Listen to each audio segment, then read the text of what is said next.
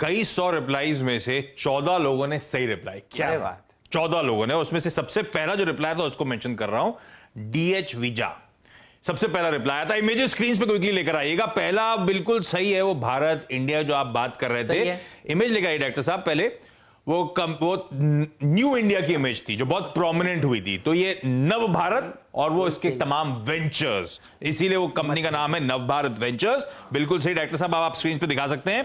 1000 करोड़ का market capitalisation, promoters का 46% stake, कोई भी शेयर गिरवी नहीं है, गिरवी छोड़िए, प्रमोटर्स दरअसल स्टेक बढ़ा रहे हैं। पिछले क्वार्टर में भी प्रमोटर्स ने स्टेक बाजार से खरीदा और अब 46.45% पे प्रमोटर स्टेक पहुंचता हुआ। म्यूचुअल फंड्स का 8%, एफआईज का 10% का स्टेक, तो इंस्टीट्यूशंस को भी ये कंपनी पसंद आती है इन लेवल्स पर। साल के हाईज 95 के, वहां से 40% नीचे, और साल के हाईज भूल जाइए, इसने पहले 170 के लेवल्स देखे हुए हैं।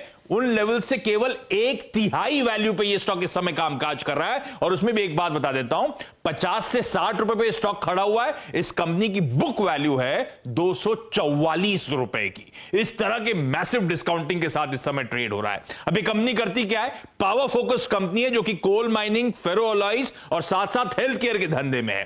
पावर में भारत में 5 पावर प्लांट्स हैं, 434 मेगावाट, तेलंगाना, ओडिशा और आंध्र प्रदेश में। जाम्बिया में इसका 300 मेगावाट का उस कंट्री का इकलौता इंटीग्रेटेड थर्मल पावर प्लांट भी है।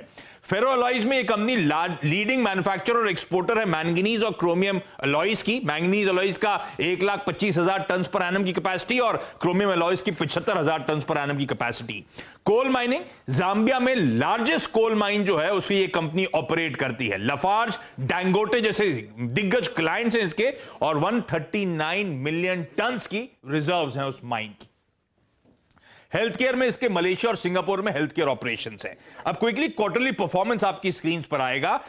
ये लॉकडाउन वाले हालात से हम बाहर आ रहे थे, उसके बावजूद मार्जिन्स में 300 बेसिस पॉइंट्स का उछाल, 600 करोड़ की रेवेन्यूज और उस पे 134 करोड़ का मुनाफा इस कंपनी ने क्लॉक करा है। 46-47% पे मार्जिन्स हैं इस कंपनी के। और हर सेगमेंट, फेरो अलॉयज में 3.5% की साल दर साल ग्रोथ, माइनिंग में 13% की, पावर में जरूर 16% का दबाव था Q2 में। और क्यों था आप समझिए, मर्चेंट पावर का ऑफ टेक लॉकडाउन वाले क्वार्टर्स में कम था और कोई रीजन नहीं।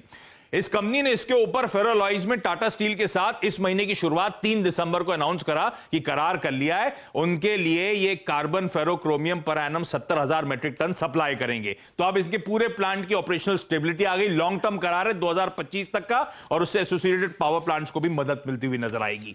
प्लस इस कंपनी के पास 2,650 करोड़ रुपए के ट्रेड रिसीवेबल्स हैं। इसको जाम्बिया में जीको नाम का, जो कि इसका जो मांबा कोलरीज है जाम्बिया में, उसका कस्टमर है, उससे पैसे आने हैं।